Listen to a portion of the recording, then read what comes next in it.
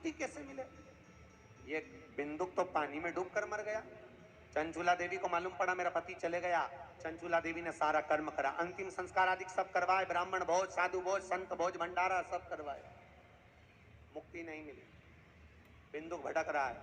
चंचुला देवी को मालूम पड़ा आज हमारे नगर के लोग सब काशी घूमने जा रहे हैं। चंचुला देवी चली। काशी अभिमुक्त नगरी, काशी मोक्ष नगरी है।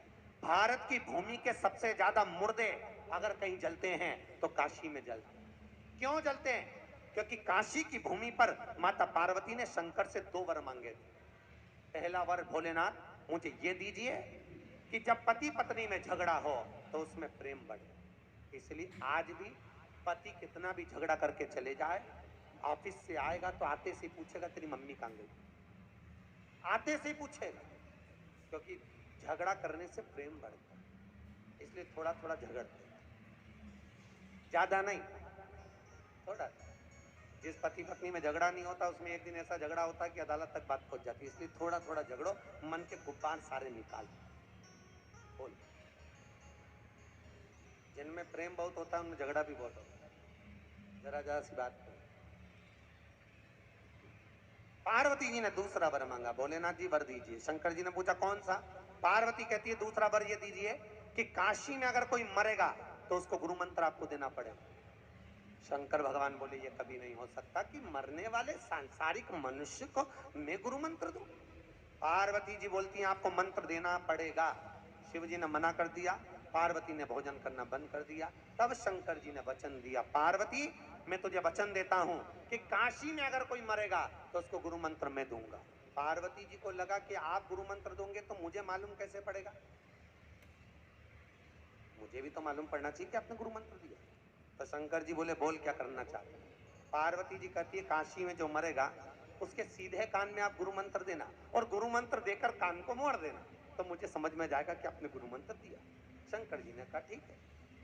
इसलिए आज भी काशी को अभिमुक्त नगरी कहा जाता, मोक्ष नगरी। काशी में मरने वाले का सीधा कान अपने आप टेढ़ा हो जाता है। आज भी, आज भी अभिमुक्त नगरी है काशी, मोक्ष नगरी।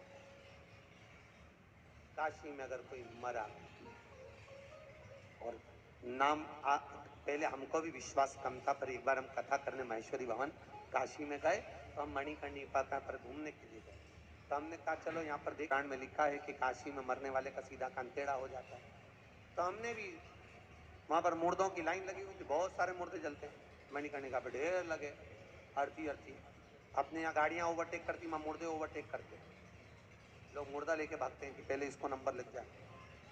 अब बहुत लाइन लगी थी तो हमने, मुर्दे उन थे तो हमने पूछा भैया हमें इसका मुंह देखना। तो उसने कहा तुम इनके रिश्तेदार हो? हमने कहा हो। अब जो मर गया उसके रिश्तेदारी ऊपर जाके तो एक ही होना है। तो हमने कहा हाँ भैया देख लो। मुंह देखा तो उसका तो कान सीधा था। हमने कहा बताओ पुराण में लिखा है कि कान टेढ़ा हो जाता है, और काशी मरण मुक्ति एक किताब है उसमें भी लिखा है कि सीधा कान टेढ़ा हो जाता है, फिर ये टेढ़ा क्यों नहीं? दूसरा मुर्दा देखा उसका भी कान सीधा था, और आगे गए तो तीसरा मुर्दा देखा उसका कान टेढ़ा था। तो हमको लगा कि हो सकता है जन्म से टेढ़ा हो। अब विश्वास भी तो होना चाहिए ना। फिर आगे का मुर्दा देखा उसका कान सीधा, फिर और आगे देखा उसका कान सीधा, और आगे देखा तो उसका कान टेढ़ा।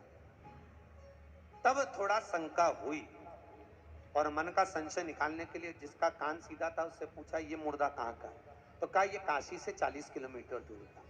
जिन जिन के कान सीधे थे उनका पूछा तो कहा काशी से 12 किलोमीटर, 15 किलोमीटर, 20 किलोमीटर, 40 किलोमीटर। और जिसका कान टेढ़ा था उसका पूछा तो कहा ये काशी की ये वाली कॉलोनी का रहने वाला। तब समझ में आया कि काशी में मरने वाले का सीधा कान अपने आप टेढ़ा हो जाता, क्योंकि भगवान शंकर उसको गुरु मंत्र देते हैं और मुक्त कर देते हैं, फिर उसका जन्म नहीं होता। इसलिए भारत की भूमि के सबसे ज्यादा मुर्दे काशी में ही जलते। काशी अभिमुक्त नगरी है। सत्ययुग में काशी थी, त्रेता में जब राम जी आए तब काशी थी, द्वापर में कृष्ण आए तब काशी थी, और कलयुग में भी पूर्ण तरह से पृथ्वी नष्ट हो जाती है और काशी वहीं की वहीं रह जाती है। काशी विजयता देती है, काशी विजय तत्व प्रदान करती है। इसीलिए राजनेता जो प्रबलता में ऊपर चढ़ना चाहते हैं, वो अगर चुनाव लड़ेंगे तो सबसे पहले काशी से ही लड़ेंगे। विजयता काशी दे, मुक्तता काशी दे, रसतत्वता काशी दे। अभी मुक्त नगरी चंचुला देवी चली।